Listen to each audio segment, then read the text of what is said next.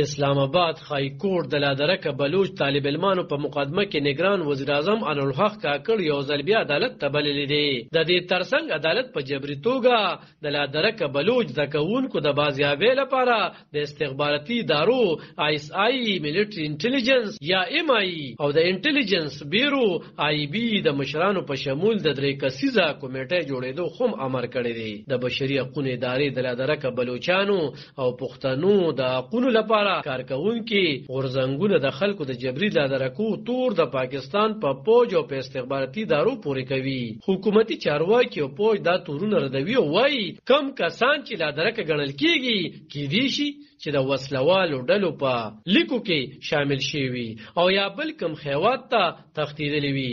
د ګل پرواز د لادرکه بلوچ د کوونکو د مقدمه اوریدنې په مخال د اسلام آباد خای کورټ جسټس محسن اختر کیانی ویل چې پراتلون کې اوریدنه کې دي د نگران وزیر اعظم انوالحق کاکړ حاضری یقیني کړی شي او دا چې نگران وزیر اعظم د عدالت ته تخپل توهین ونه غني. جج محسن اختر کیانی اټارنی جنرال یا د حکومت وکیل منصور عثمان ته ویل چې دا سلیریشتمه میاش روانه ده خو تر اوسه پورې ټول رک بلوچ طالب علمان بازیاب نکړي شو او 12 لادرکه زده کوونکي لا هم بازیاب نکړي شو.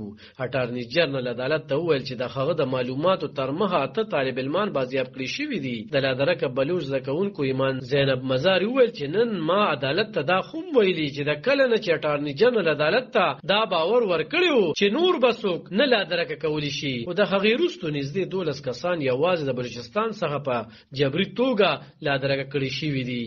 عدالت ویل چې د خلکو د لادرکه کولو الزام په استخباراتي ادارو لګول کیږي نو کو د چا حکومت خوم وي خو د دې درو ادارو په مشرانو ګډه کمیټه به د جبري لادرکو په چارو کې جواب دی وی. جسټس محسن اختر کیانی د لادرکه بلوچ زکونکو پړه د خواست د اوریدنې په موقع د نگران وزیر اعظم انوالحق کاکړ او د کورونو چارو د وزیر عدالت ته په نه پیش کېدو د غصې سرګندونه وکړه. ویل چې دوی دې پر روانه اوریدنه باید خپل حاضری یقیني کړي.